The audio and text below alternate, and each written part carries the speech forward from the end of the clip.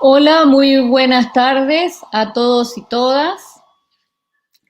Les hablo en nombre de la Corporación Cultural Ojo de Pescado y del Festival Internacional de Cine Ojo de Pescado, quienes estamos a cargo de organizar estos live, estas conversaciones, estos diálogos en vivo que acompañan las celebraciones del 10º Festival Internacional de Cine para Niños, Niñas y Jóvenes Ojo de Pescado que se está realizando, que se está desarrollando en este momento de manera online para todo Chile.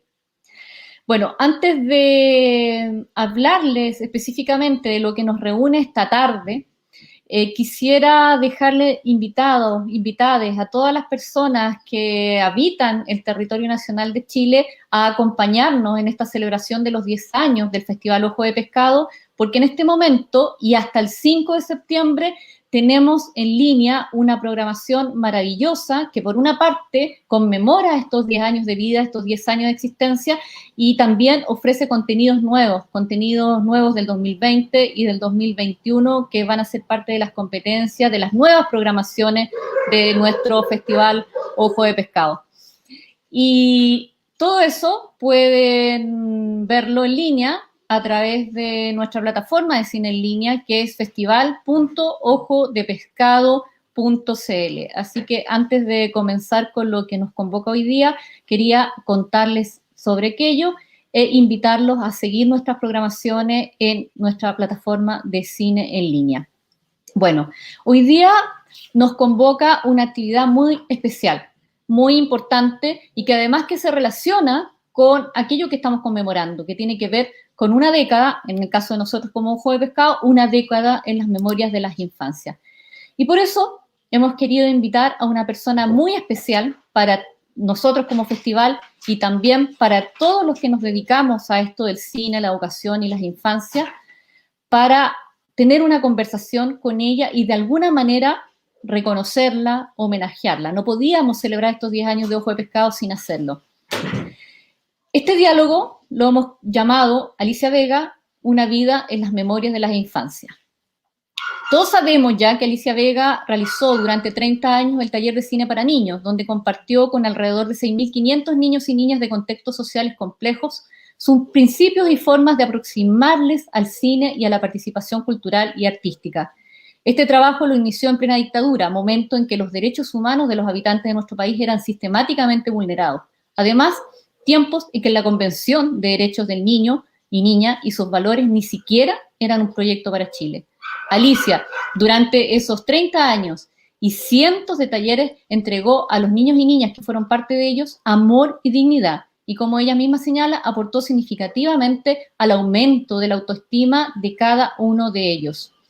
Alicia y su trabajo con los niños y niñas de Chile fue una de las principales inspiraciones para crear y desarrollar el Festival Ojo de Pescado, porque su afán de dignificar la vida de niños y niñas por medio de la participación en la vida cultural y artística, particularmente a través del cine, es lo que hemos buscado hacer durante nuestros 10 años de vida. Además, conmemoramos una década en las memorias de las infancias, como lo hemos llamado, porque cumplido este tiempo, estos 10 años, podemos mirar en perspectiva la huella que Ojo de Pescado ha dejado en los miles de niños y niñas con que hemos compartido la experiencia del cine. Lo mismo, pero de una manera mucho más grande, obviamente, ocurre con Alicia, porque tras 30 años de trabajo, podemos, entre todos, como sociedad, reconocer las pequeñas o grandes transformaciones ocurridas en la vida de tantos niños y niñas para quienes el cine y Alicia se convirtieron en un puente para conectarse con el mundo y con ellos mismos.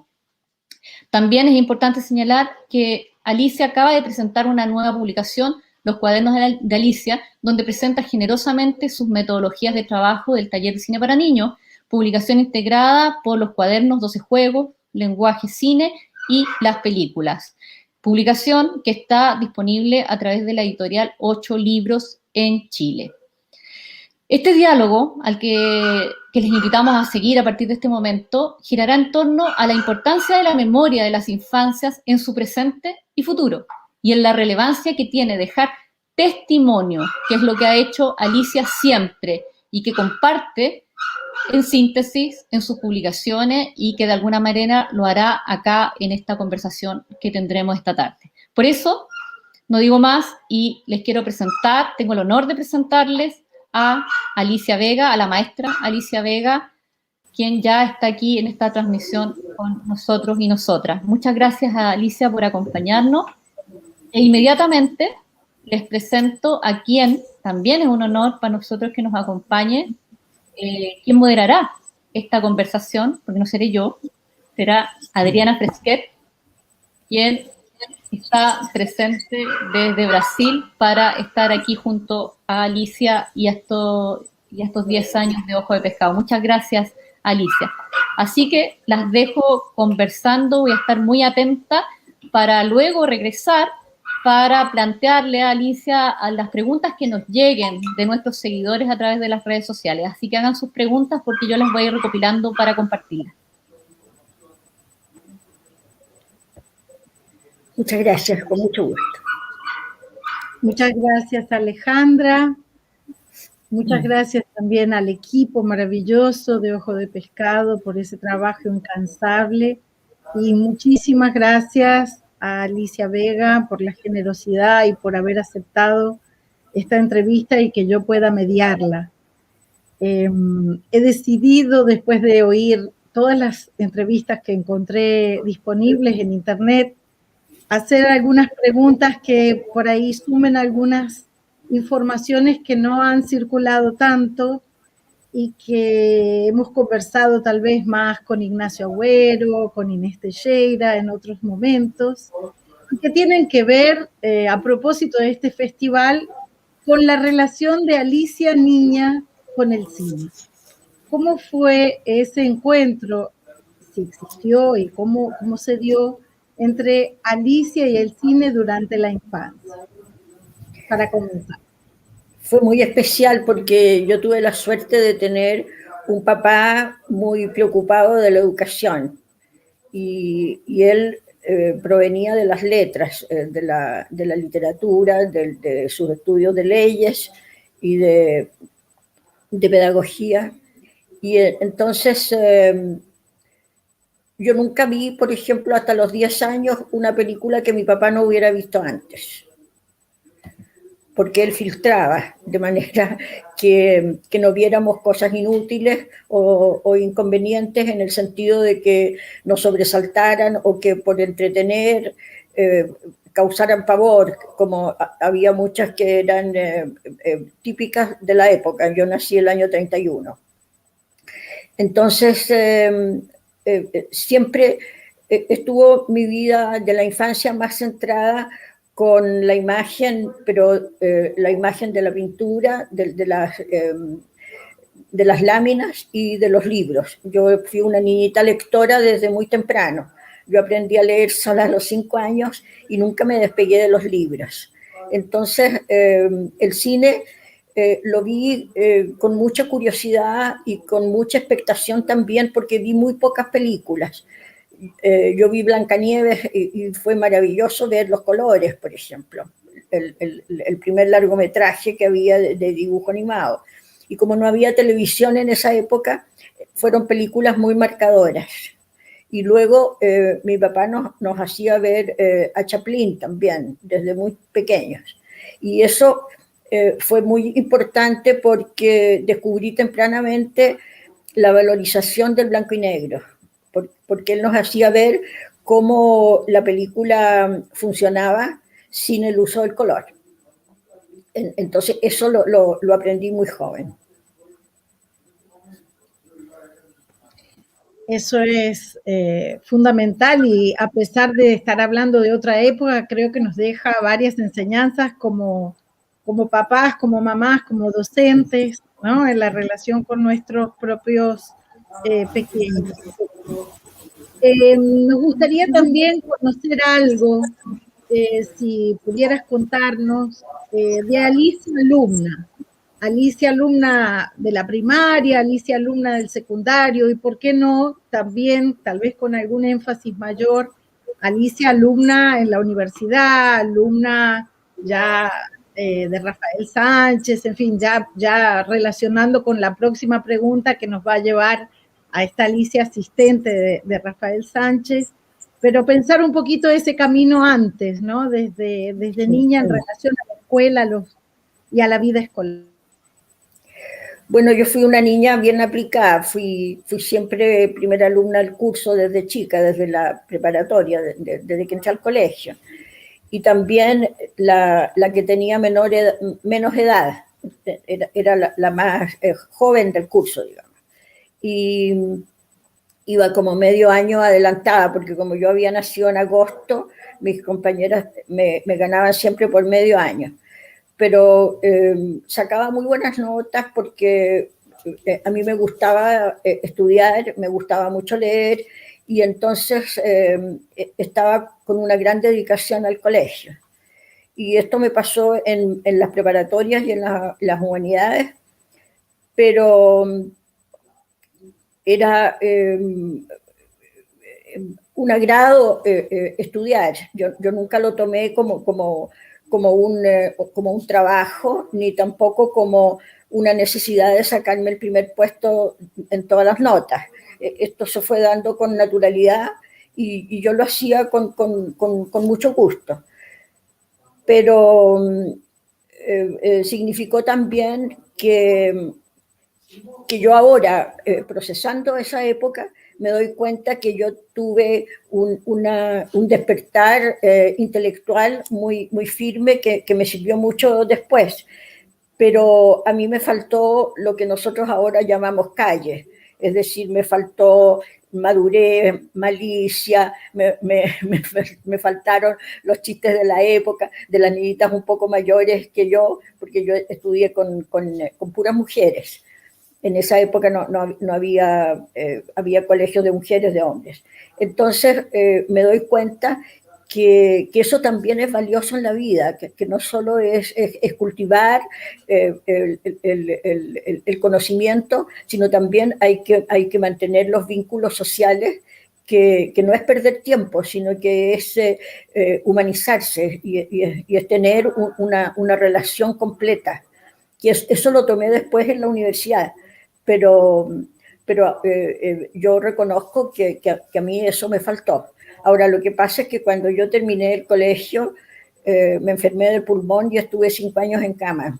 Entonces, todo ese tiempo lo aproveché en lectura, en oír música, en estudiar. Yo tenía todos mis amigos que estaban en distintas carreras de la universidad y ellos me llevaban los libros o me recomendaban lo que a ellos les recomendaban sus profesores. Entonces leí muchas cosas muy útiles que después me sirvieron mucho porque me dieron una dimensión para cuando yo me encontré con el cine. Porque cuando yo me mejoré, se produjo el primer curso universitario de enseñanza del cine, que fue lo que hizo Rafael Sánchez en la Universidad Católica. Y yo asistí a ese primer curso, me fue muy bien, me gustó mucho, y entonces él me contrató para ayudante de él y yo estuve trabajando con él 4 años. Y en esa época él hizo la película de Las Callampas, que fue la primera toma de terreno en Sudamérica. Y entonces yo trabajé ahí con él en eso. Pero yo me di cuenta inmediatamente que a mí no me gustaba la filmación, no me gustaba la producción de películas, sino que a mí la parte que me interesaba era la teoría del cine. Y por eso me dediqué a eso, después a enseñar. Yo hice clase ahí en el Instituto Fílmico con Rafael Sánchez, como era su ayudante. Y entre medio tengo una anécdota. El Papa de ahora, el Francisco, cuando salió Papa, lo entrevistaron aquí un diario de Chile. Entonces él dice, chileno, yo tengo muy buenos recuerdos de Chile, porque cuando yo era novicio de los jesuitas, fuimos a estudiar un año a Santiago de Chile. Y ahí seguí un curso de cine. El diario dice, porque siempre confunden, dice de teatro, pero fue de cine. Seguí un curso de cine y en ese momento yo me acordé que, claro, que Rafael Sánchez, como era jesuita, organizó un curso para los novicios jesuitas y chilenos, y fueron 30, fueron 15 argentinos y 15 chilenos. Y entre ellos tiene que haber estado, porque coincidía el año, porque dice el año 58.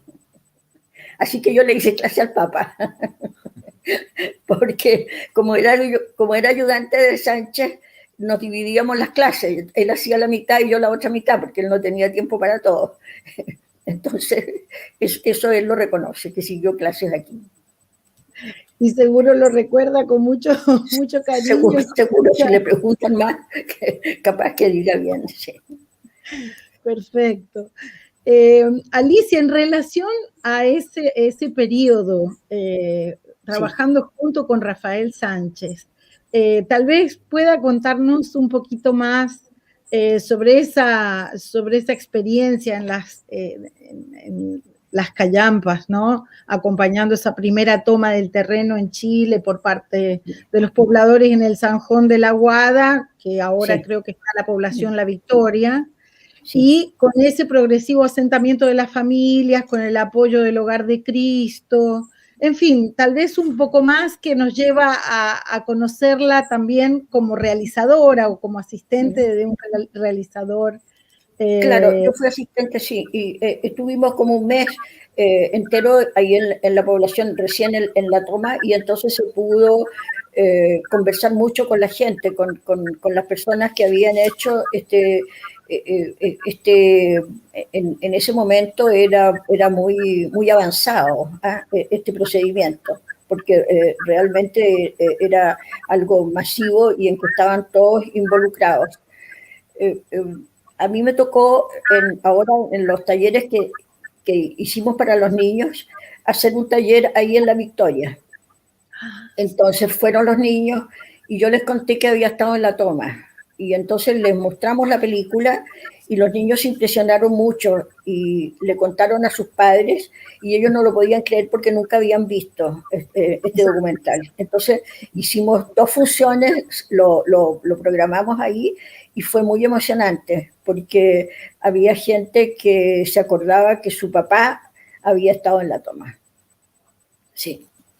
Y eso fue muy impactante porque se le dedicó mucho tiempo. Rafael Sánchez era muy metódico y entonces trabajaba con mucha profundidad en cada tema en que él se metía, igual que en la parte teórica del cine, él tenía formas de hacer sus clases también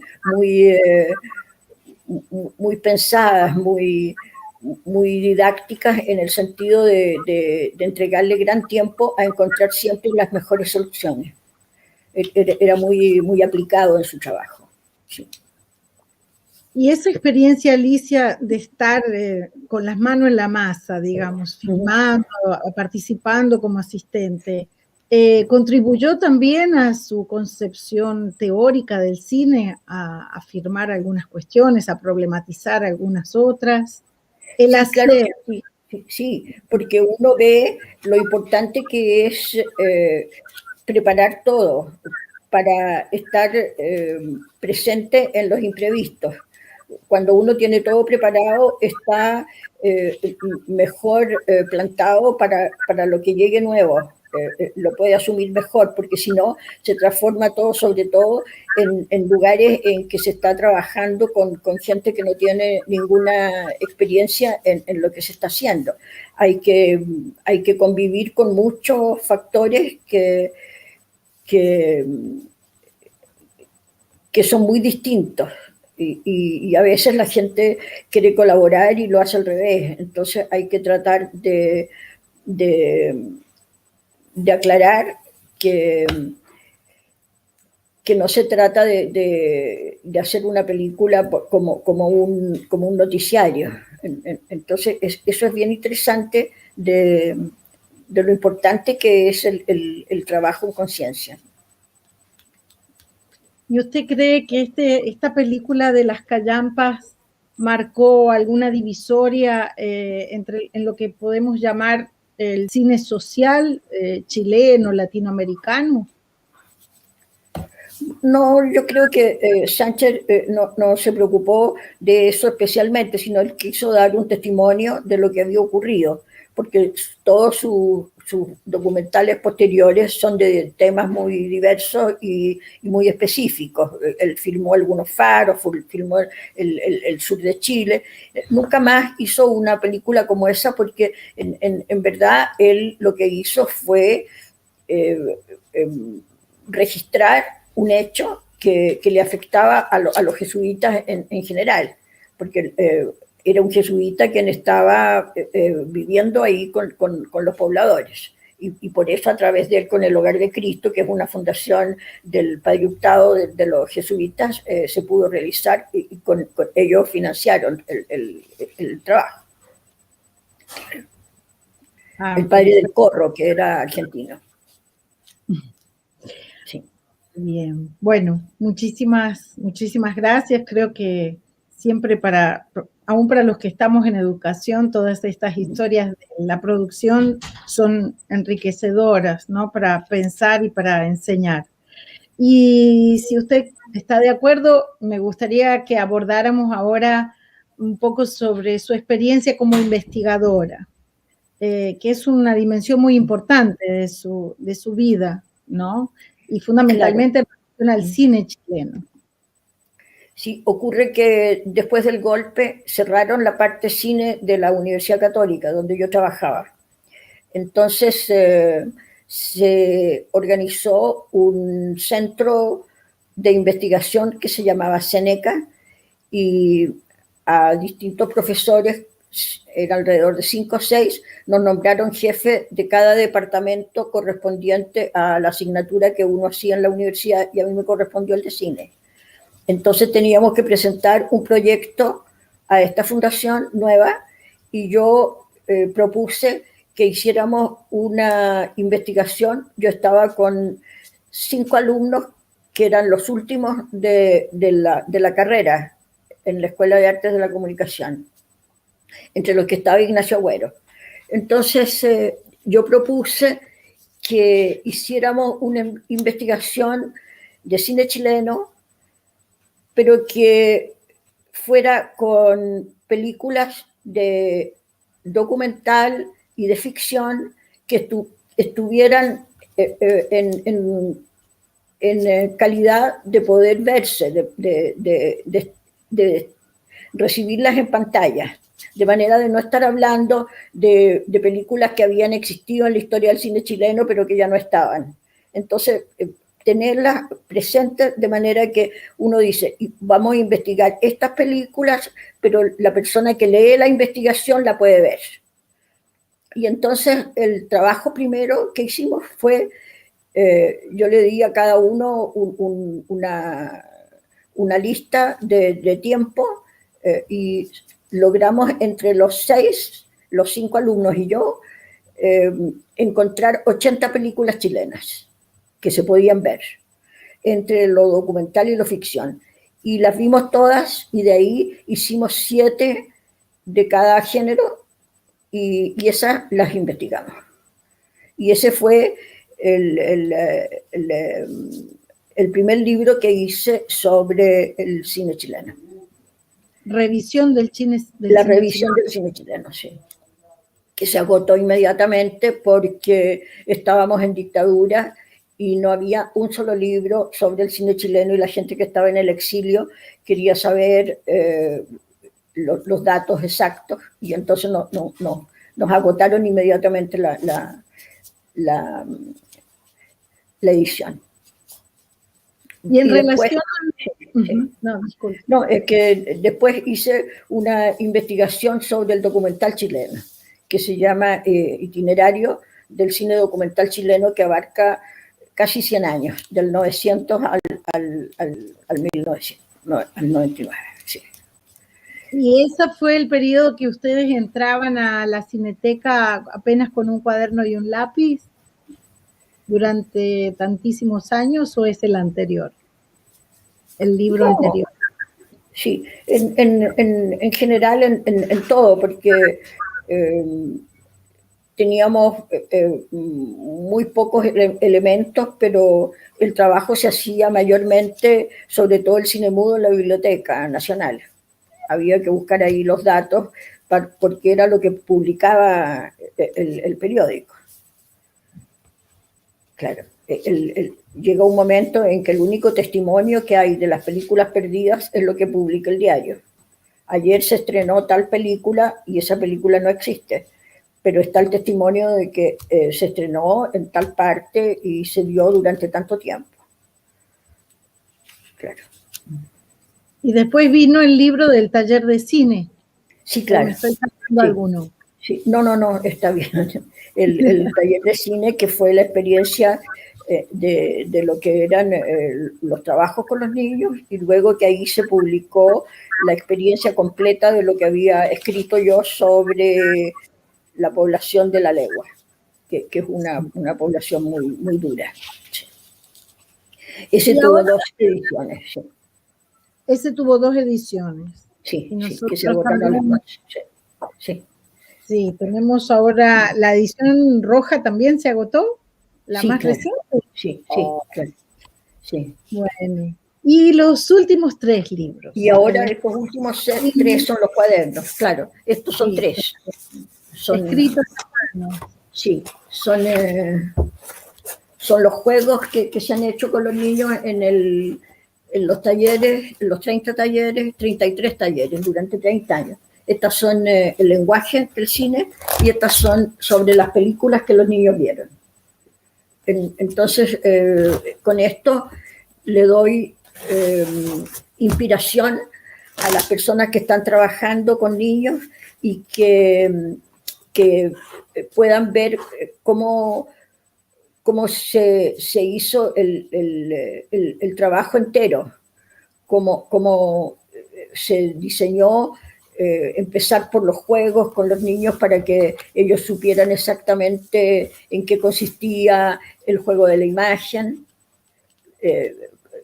hasta llegar a la invención del cine, y luego cómo el cine encontró su propio lenguaje, y después las películas que ellos vieron y qué importancia tiene eso en la formación de los niños, como las películas les van enseñando a mirar, a atrapar una cosa de una época y después volcarla en otra, sin que uno les esté explicando todo, de manera que hay que tratar que el niño solo vaya descubriendo los pasos, porque no se trata de explicárselo todo, sino de que un niño aumente su sensibilidad en el momento preciso en que él está trabajando con la imagen.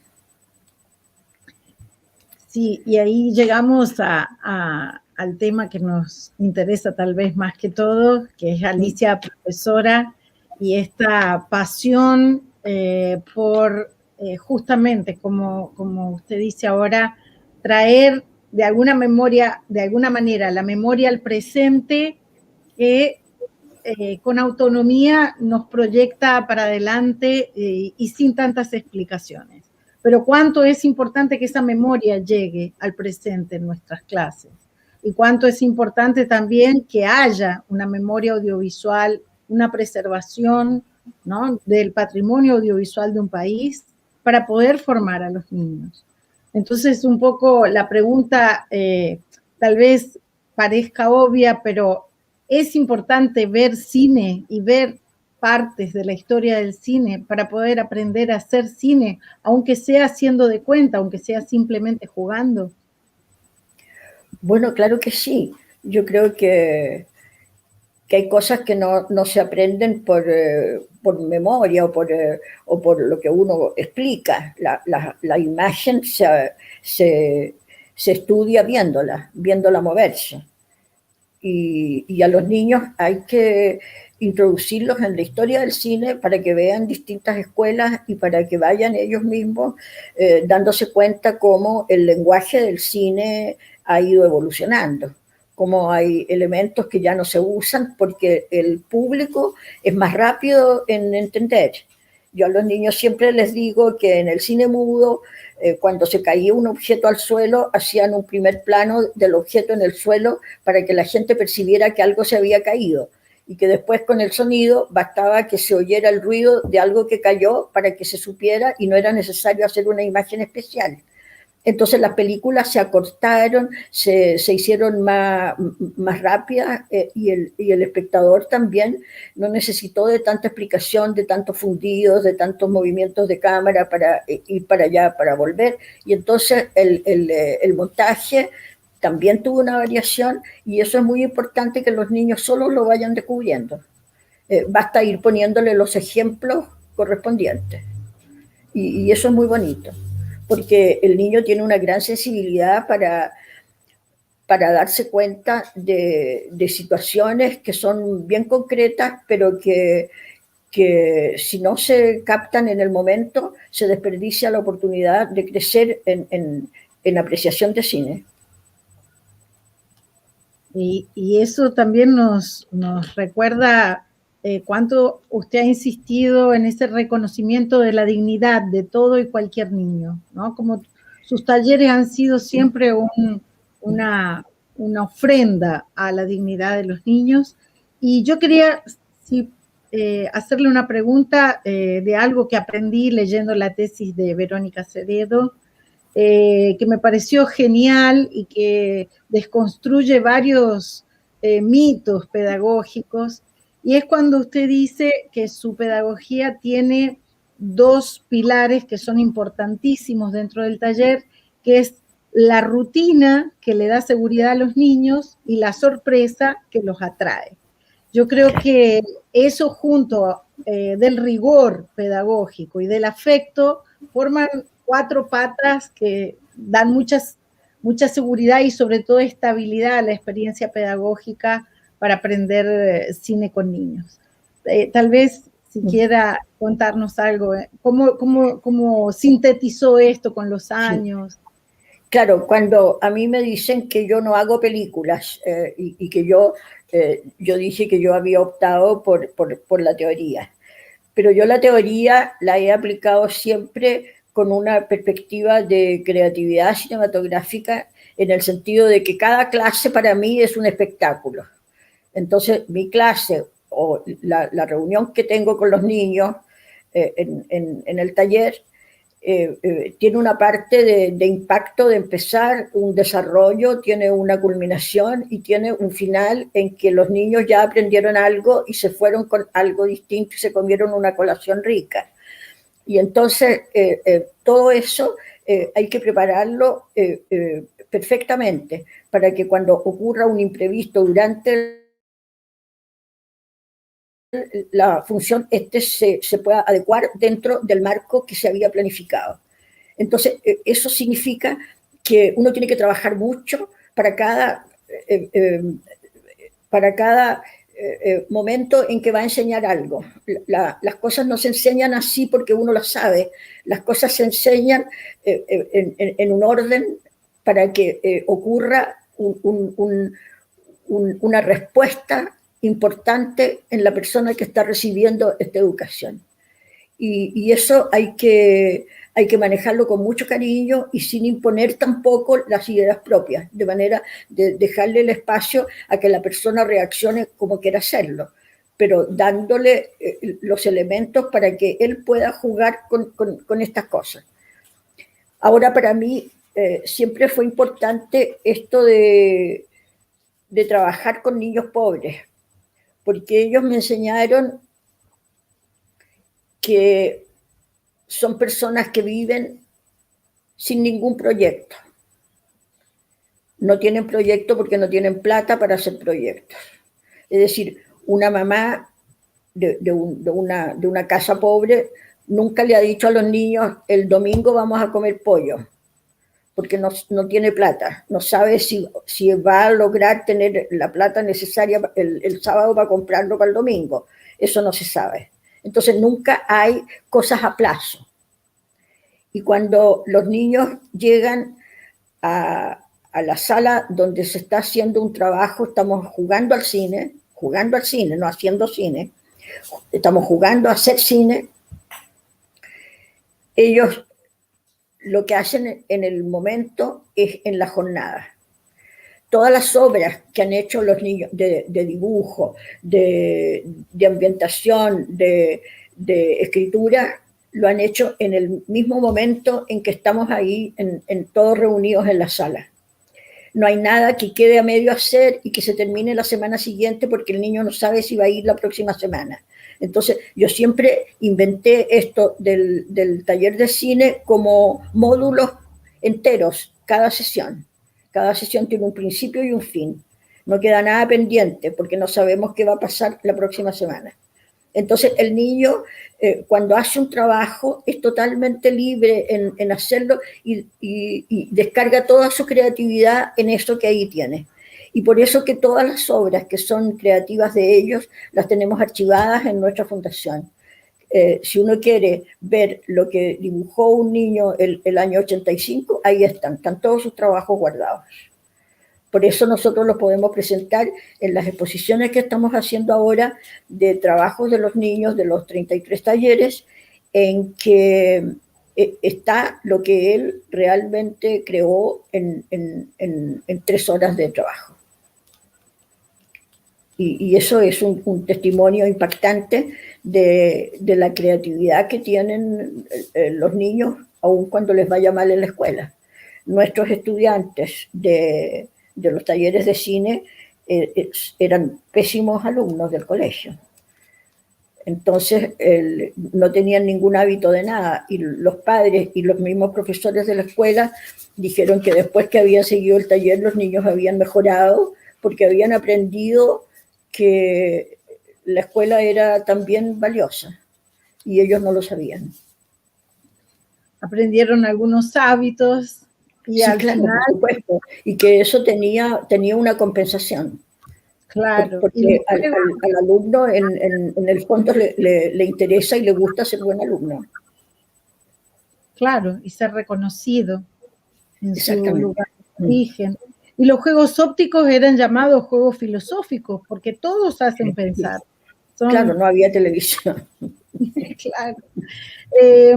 Yo creo que esa importancia de generar archivos de las prácticas pedagógicas, como usted ha hecho y ha dejado generosamente en la Fundación Alicia Vega, es fundamental, es también una inspiración para todos, dejar por escrito, conservar los trabajos de los niños, y creo que también hoy por hoy podemos pensar que la propia película de Ignacio Agüero, 100 niños esperando un tren, es una forma de archivo también de los talleres, que ha eternizado su pedagogía y que la ha tornado conocida en todos los rincones del mundo cada vez más, con la misma vigencia, con la misma frescura. Yo diría que es casi una de las películas que nos gusta llamar de universales, donde todos nos encontramos de alguna manera como alumnos suyos. Cuando usted ve hoy esa película, ¿qué le produce? ¿Qué siente? A mí me produce una gran ternura y siempre la veo como nueva, siempre le veo algo distinto, porque Ignacio hizo una cosa muy extraordinariamente maravillosa, que fue filmar como si él no estuviera allí. Nadie supo que él estaba haciendo una película, y él filmó todo lo que ocurría y sin pedir nunca, porque tampoco se lo iba a permitir yo, que se repitiera ninguna actividad, ni que una persona entrara por una puerta y saliera por la otra, o que tal niño dijera una cosa, o que yo volviera a decir algo porque a él no le había resultado lo que estaba grabando. Entonces, es todo absolutamente espontáneo, todo lo que allí ocurre. Y eso es lo que le da la vigencia hasta hoy, porque ningún texto está aprendido, ni ninguna actividad de lo que allí ocurre se ensayó previamente. Entonces, lo que ahí pasó es lo que ocurrió sin que se manejara, se manipulara. Y luego, a mí esa película me significó que mucha gente me dijera que su inspiración para introducirse en el cine fue cuando la vio en el colegio o en la universidad. Y que que cuando quisieron hacer algo parecido, veían la película varias veces para recuperar los juegos que se hacían o qué actividades teníamos. Entonces, por eso también yo ocupé ahora este tiempo reservado de la pandemia para escribir estos libros de los cuadernos, para dejar un testimonio de cuál era la programación entera, la cantidad exacta de juegos que se hicieron, la cantidad de películas que los niños vieron, para que la gente tenga más material que el que le entrega la película, porque Ignacio no podía filmar exactamente todo lo que allí ocurrió durante varios meses. Entonces así estamos dejando un testimonio de los trabajos realizados. Cómo lo tomaron los niños, cuál fue su reacción, qué películas les importaron y por qué les gustaron, y qué postura tiene un niño en un tiempo, hace 30 años, y cómo la ve un niño de hoy día. Eso es bien importante, porque los niños, por supuesto, cambiaron. En 30 años, los niños con los que empezamos nosotros no son los mismos de ahora. Seguro. Efectivamente. Hace muy poco tiempo escuché a Ignacio Agüero decir si sería posible hacer una política pública que garantizase el amor de Alicia para enseñar cine. Lo hizo como una pregunta retórica en la tesis de Verónica, pero yo quiero tomar ese amor, que no es un amor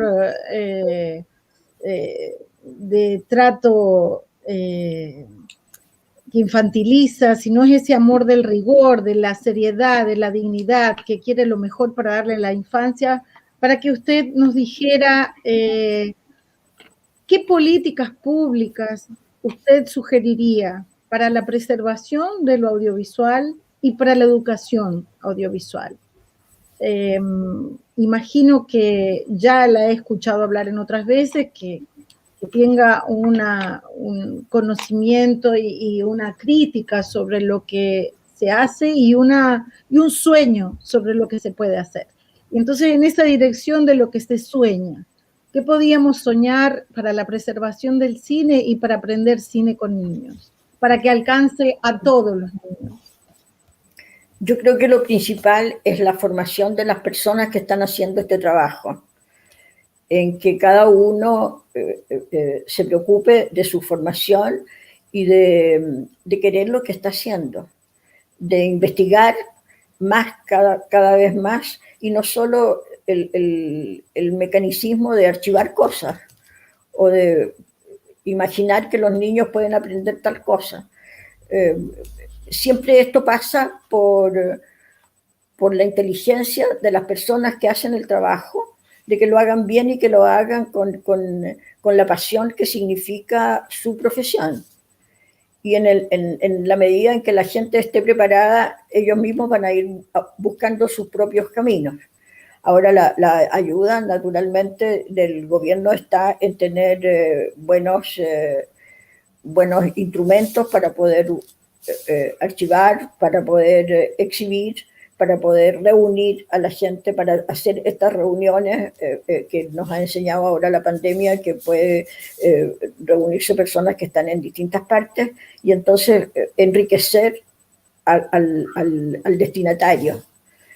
Y yo creo que siempre hay que tener presente el destinatario, el respeto que hay que tenerle, el imaginar adelante de él qué le podría interesar, y luego observar qué pasó, y eso, después del análisis, corregirlo, de manera de ir adecuándose a lo que a la gente le interesa, ciertamente.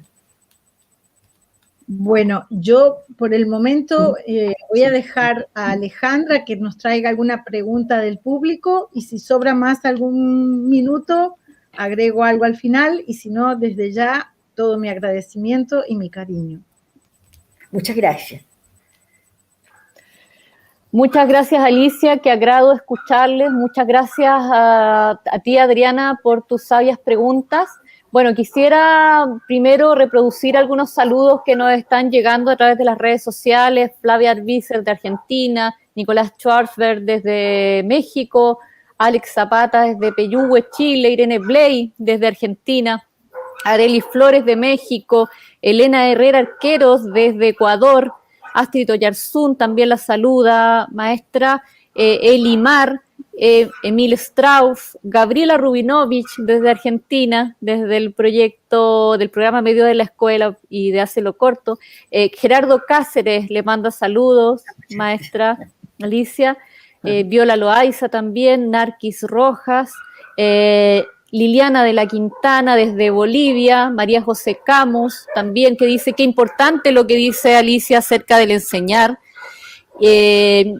Julio Inés López Dobón desde Rosario, Argentina, y hay varias preguntas. Estoy pasando por los saludos primero. Saludos desde la Pirilona Félmica, desde Tunja, Colombia. Saludo a la gran maestra Alicia Vega, que dice su legado ha trascendido fronteras. Y ahora que estoy leyendo los saludos, llegan mucho más rápido, porque ahora se animaron y se inspiraron. Voy a leer un par de comentarios que nos abren algunas preguntas. Por ejemplo, dice Liliana de la Quintana, desde Bolivia, que dice, creo que es muy importante reconocer que no son niños, niñas pobres, son niños, niñas con carencias materiales. Como Alicia confirma, son tremendamente creativos y propositivos con su cultura y su forma de ver el mundo. Es un aporte que quiere hacer Liliana desde Bolivia, lo que usted nos acaba de comentar, Alicia. Y dice Julio Lagos Olmedo, desde Los Andes, Chile, dice, soy comunicador audiovisual de profesión y hace muy poco egresé como profesor de artes visuales, gracias a su inspiración. Muchas gracias, profesora Alicia Vega. Y acá nos dice Nicolás Valencia, hola Alicia, la vulnerabilidad se da mucho en la calle, pone en la calle entre comillas, pero como usted ha dicho, también es una instancia de enseñanza y aprendizaje. Según su experiencia, ¿qué herramientas o valores manejan las familias de poblaciones vulnerables para ser resilientes a su contexto? La familia no tiene ninguna herramienta. Cada uno sobrevive. La gente pobre está buscando la comida en el día. Entonces no hay ninguna comunicación entre los miembros de la familia. Cada uno es un sobreviviente aparte. Y eso es muy duro. Entonces, nosotros, por ejemplo, en algunos talleres nos ha tocado que ocurre que es el Día de la Madre y le ofrecemos a los niños unas cartulinas si quieren hacer una tarjeta para su mamá, y todos los niños la hacen con mucho gusto y le pegan papelitos y mensajes a su mamá. Y cuando ocurre esto para el Día del Padre, no la quiere hacer ninguno. Entonces, eso nos muestra que ellos se dan cuenta que la mamá pone todo su esfuerzo en lograr que haya algo de alimento al día, pero al padre siempre lo ven como alguien que le falló, que está cesante, que no tuvo trabajo, o que tiene un subempleo que no le permite ninguna forma de aporte serio al beneficio de la familia. Entonces, nuestra tarea ahí es darle cuenta al niño de que él forma una familia, que hay un afecto que está sin expresarse por lo que le tocó en la vida de malo, pero que eso a uno no lo hace una víctima en que le tenga distancia a su propia sangre. Y eso es muy difícil de recuperar, pero siempre lo hemos logrado, porque los padres van a las exposiciones de los trabajos de sus hijos y los niños les llevan sus trabajos todas las semanas y se los muestran. Y dicen que el grupo familiar ha ido cambiando cuando se dan cuenta que el niño con un cartón y con un hilito y con un poco de pegamento hizo algo divertido, hizo un juego. Y eso significa que el niño no solo aprendió algo de la imagen, algo en que él se entretuvo, sino que aprendió a darse cuenta que las personas que forman su familia son seres que están buscando cómo poder quererse y cómo poder no herirse. Y eso en un país con tanta pobreza como son los nuestros en América Latina, es algo que un educador no debe dejar de lado, no debe olvidarlo nunca. Estamos en circunstancias duras y tenemos que dar la pelea por los pobres.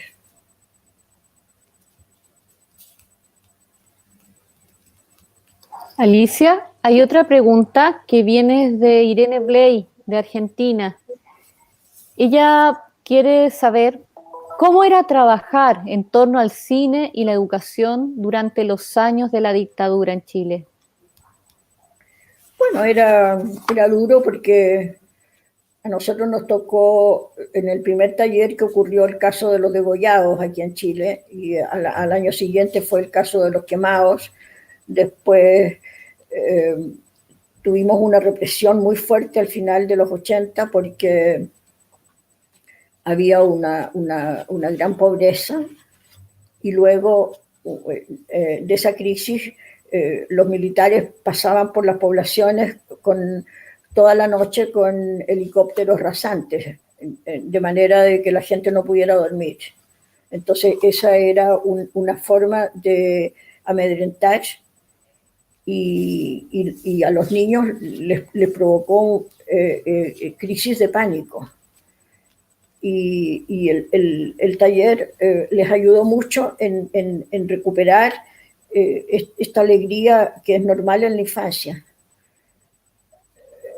Nosotros teníamos muy pocos elementos, y eso fue bueno también, porque los niños se dieron cuenta que esta situación tampoco se resolvía comprando cosas, comprando un televisor, comprando mejor marca de esto o del otro. Era poner la creatividad en la situación de riesgo, y cómo uno podía sobrevivir con cosas sencillas y aplicando la solidaridad. Nosotros siempre fuimos al taller. Yo fui con todos los monitores que eran estudiantes universitarios, en condiciones parecidas a las que había en la población. Nunca nadie llegó en auto, fuera de que no lo teníamos, pero nadie en una situación económica mejor o mucho mejor que ellos. De manera entonces que pudimos compartir como estudiantes universitarios, o yo como profesora, cosas que eran comunes para todos nosotros como el pueblo de Chile que estaba sufriendo la dictadura. Ahora pasaba que cada familia tenía un detenido desaparecido en su casa. Entonces era muy triste que la situación era común para todos, y eso fue muy largo, y había que enfrentarlo porque no se veía el término. Y nosotros le transmitimos tranquilidad a muchas familias, y eso yo lo valoro mucho. Sin duda, Alicia. Y mira, hay un comentario muy bonito acá en las redes sociales de parte de Emil Strauss, que dice: el año 1960 vi cine por primera vez en un remoto campo camino a Alhuet. Pintaron con cal una pared. trajeron un generador eléctrico y Alicia proyectó películas a unos atónitos campesinos que tocaban la pantalla. ¿Sí? ¿Te hace sentido ese comentario? ¿Te acuerdas de algo, Claro, Alicia? porque yo era muy amiga de su papá, de este Emil, sí, y de su tía. Yo a él lo conocí chiquitito y era un niño brillante. Y él desde los 10 años se preocupaba de los menores. Siempre me llamó la atención ese niño por lo preocupado que era de los demás. Y me alegra mucho que se acuerde de eso porque fue en realidad un espectáculo muy, muy significativo. Muchas gracias a Emilio. Sí, saludamos a Emilio. Gracias por contarnos, por compartirnos eso. Y me hay una pregunta de Arely Flores desde México que dice, ¿cómo podemos replantear los contenidos pedagógicos y de formación audiovisual en la actualidad en medio de una pandemia que nos ha cambiado en nuestra vida cotidiana, en especial en la vida de nuestras infancias? Bueno, eso se está estudiando. Estamos en la pandemia todavía y no hay registros.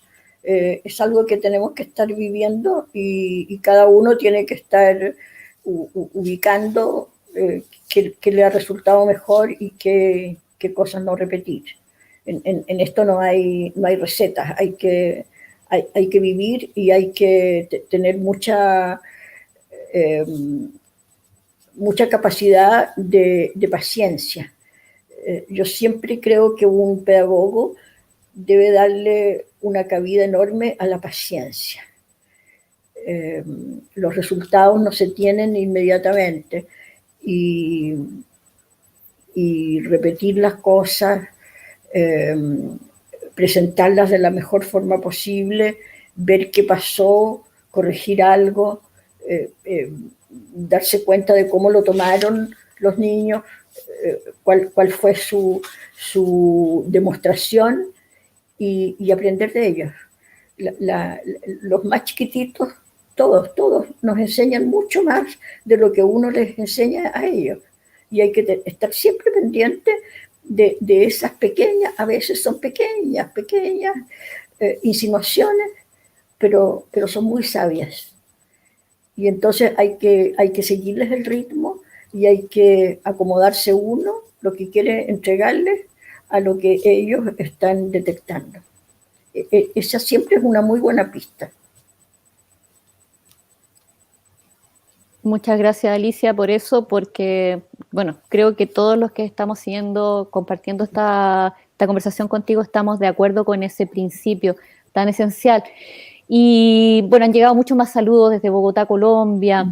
Hay un saludo de acá de Roberto Smith de Castro, desde La Habana, Cuba. Dice, extraordinario lo que nos enseña la maestra Alicia. Así que un saludo fraterno para los hermanos cubanos también, que afortunadamente algunos de ellos nos pueden seguir en esta transmisión.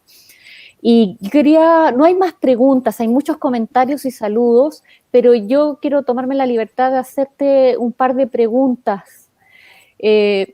Alicia, una vez que te encontré en el lanzamiento de uno de tus libros en la Cineteca Nacional, quise hablarte, presentarme, contarte qué es Ojo de Pescado y qué es lo que hacemos aquí. Y tú me dijiste algo muy importante que a mí me ha hecho mucho sentido y mucho eco en todo lo que hemos venido haciendo posteriormente. Me dijiste, escribe todo lo que hagan, todas las experiencias, etcétera. Misión que hemos tratado de tomarnos muy en serio. Entonces, a partir de eso, te quería preguntar, ¿cuál es la importancia de escribir, de dejar testimonio, de hacer memoria, tanto de lo que pasa con los niños y las niñas, como de las propias experiencias que nosotros vamos teniendo como mediadores, como pedagogos? Yo creo que, al menos la experiencia mía, para mí lo más importante del trabajo es hacerlo con transparencia y con rigor. Lo que uno hace debe ser transparente para el destinatario, para su grupo familiar, y decirle, vamos a hacer este trabajo, va a durar tantos meses, vamos a enseñar tales cosas, y el programa está colgado en la pared, y aquí saben ustedes todo lo que va a suceder en todo el tiempo en que vamos a trabajar. Transparencia. Luego, el rigor, que eso se cumple y se hace no de la mejor manera posible, sino que de la óptima. Uno siempre tiene que estar centrado en presentar lo mejor, no lo que cayó por ahí, cómo se acomodaron las cosas, no. Una sesión se prepara bien como dije hace poco, como un espectáculo, algo que uno presenta y es igual que se lo hubiera presentado en el teatro municipal más importante del mundo. Y entonces eso los niños destinatarios lo captan. Luego, que para mí es muy importante escribir qué ocurrió. Y en cada taller yo he escrito al final una evaluación en el que digo, este taller se realizó en tal población que tiene tales características, asistieron tantos niños, el programa que tuvieron fue este, de qué manera lo recibieron, se dieron tales películas, se dieron tales colaciones, se obtuvieron recursos de tales partes. La reacción de los niños fue la siguiente: se le preguntó a todos los que quisieron contestar qué les había parecido, se le preguntó a todos los padres qué les había parecido lo que estuvieron en los meses ahí los niños, y se sacaron fotografías de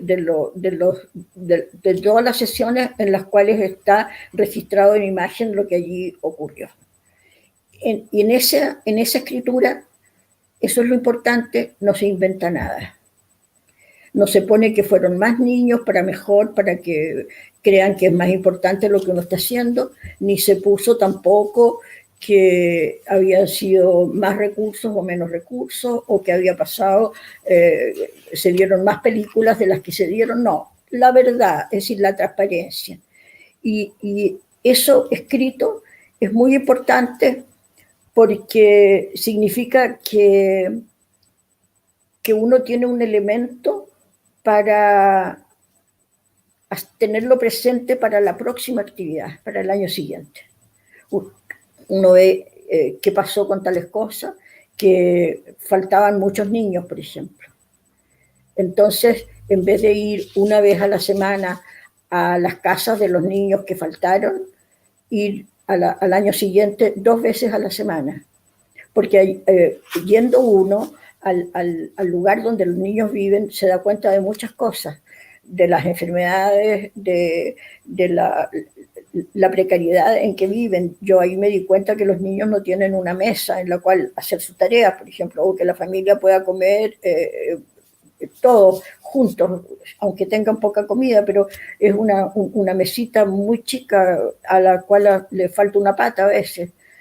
Y luego hay situaciones en que uno va a ver a un niño que está resfriado y que por eso no pudo ir, que estaba con mucha tos, y se encuentra con que tiene unos hermanos menores que están deshidratados y que están prácticamente muriéndose. Y en ese momento hay que tomar un taxi y mandar a la madre que vaya a una policlínica de urgencia y que le vean a los niños, y ver que una vecina se haga cargo del que está enfermo en cama.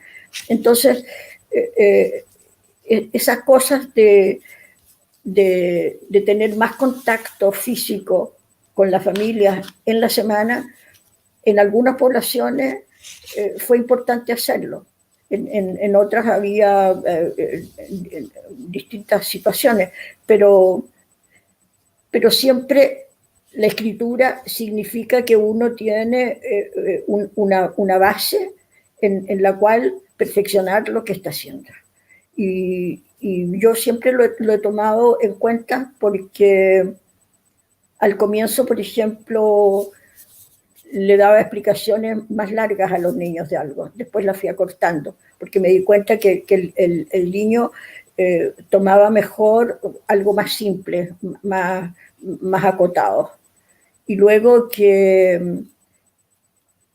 era importante también preguntarles por la película que habían visto. Había niños que querían ver 3 veces la misma película, y eso se cumplía. Si en la mayoría pedía verla de nuevo, la veíamos de nuevo, y la querían ver de nuevo y de nuevo, porque ellos eran los dueños. Entonces, Todas esas cosas son muy gratificantes para un niño que no tiene poder de decisión ni en su casa, ni en la escuela, ni en el medio en el cual vive. Que un niño diga estas cosas es un logro infinito. Y hace poco, en una reunión en que estábamos en una comuna, se acercó una persona al final y dijo, quiero decir unas palabras, y me dieron permiso. Yo seguí un taller y en la actualidad soy arquitecto. Y yo seguí un taller cuando era chico y eso me abrió una ventana en la vida. Y eso lo quiero agradecer hoy día.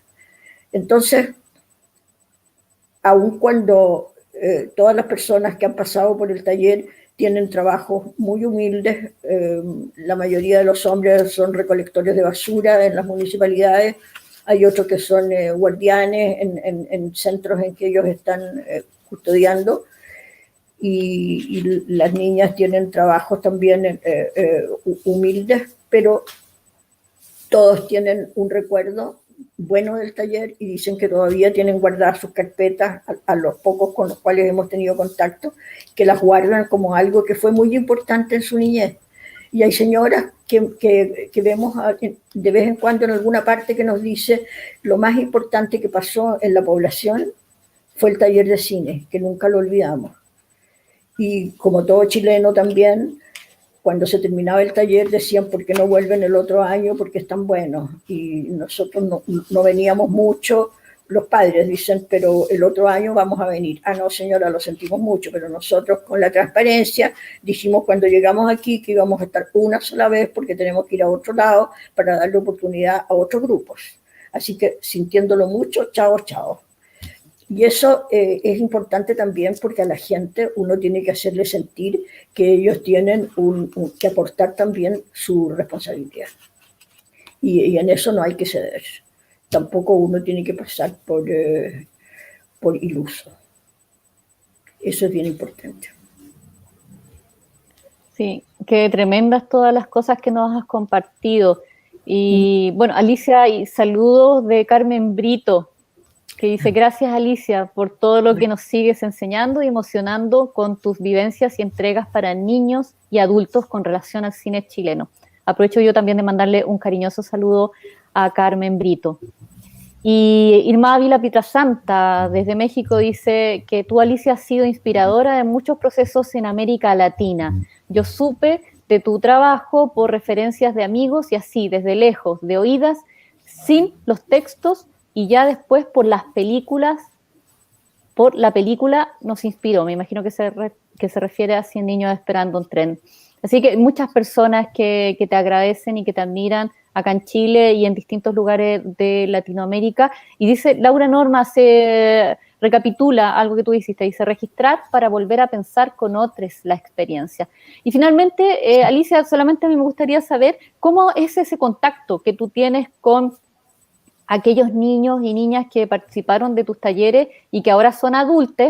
Nos acabas de contar que hay algunos que sabes en qué están trabajando, dónde viven, pero ¿cómo es ese contacto? ¿Tú los has buscado o han sido...? No, porque han pasado 6.500 niños por el taller y entonces siempre la tónica que tuvimos en el taller con los monitores fue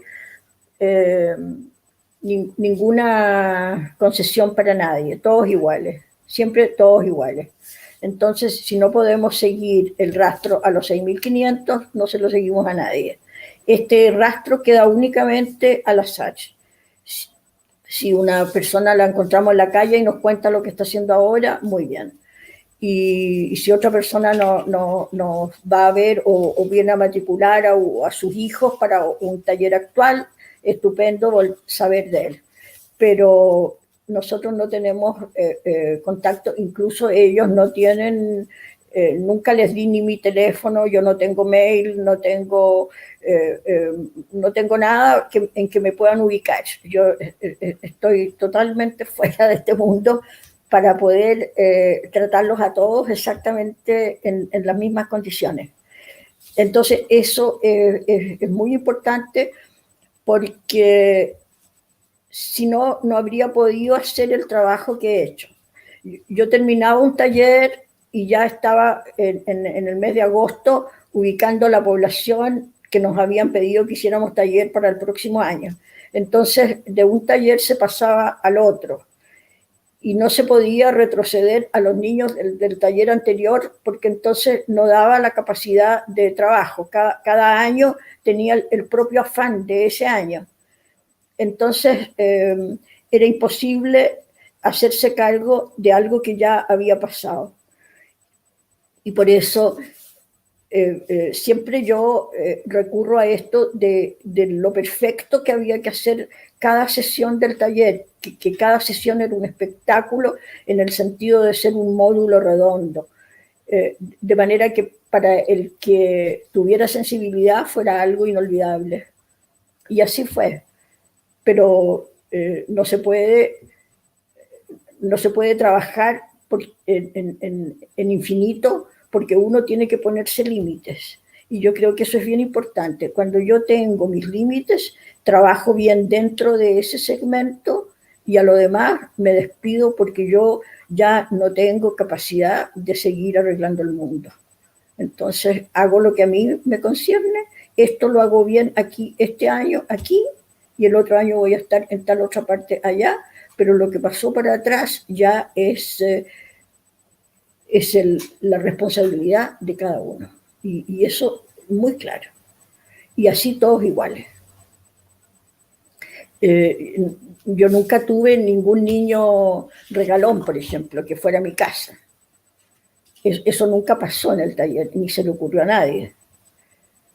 Y eso es muy acompañador para cuando son 6.500 niños y decir, yo estuve muy bien en el taller, lo pasé muy bien, pero nunca me sentí discriminado porque querían más a otros. Ningún monitor podía llevarse a un niño a la casa o convidarlo a la matiné o convidarlo a comer algo, porque o iban todos o no iba ninguno.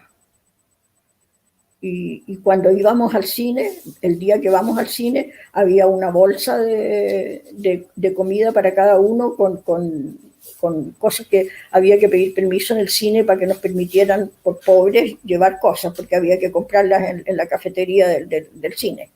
Pero nos autorizaban para que cada niño pudiera entrar con su bolsita con los dulces o las cosas necesarias. Pero para todos iguales. Entonces, eso fue siempre bien importante porque nunca jugamos con más recursos de lo que teníamos. Íbamos en una micro común y corriente y nunca arrendamos un bus de turismo, por ejemplo, para ir al cine. Siempre fuimos de acuerdo a lo que se vivía en la población. No, nunca exageramos ni pedimos recursos para hacer cosas sobre lo que correspondía.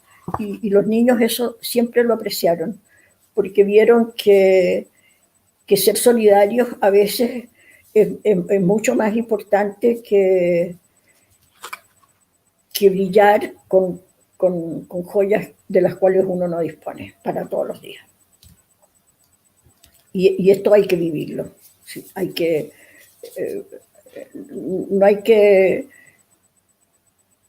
no hay que contárselo a los niños y decir hay que ser bueno, hay que ser esto, hay que lo otro. No. Uno se comporta de una manera y los niños se van fijando. Y eso es muy importante.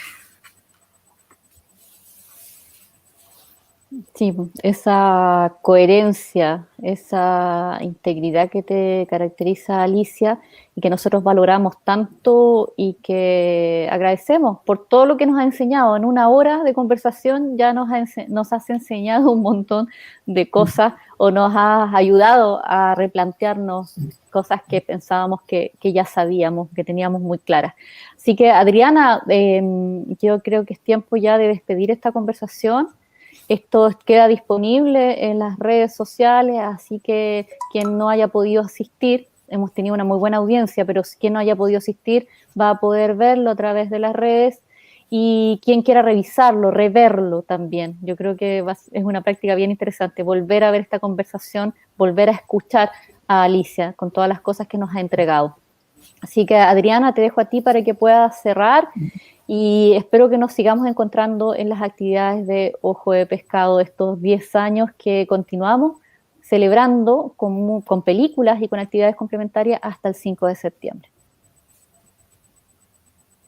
Muy bien, muchísimas gracias, Alejandra.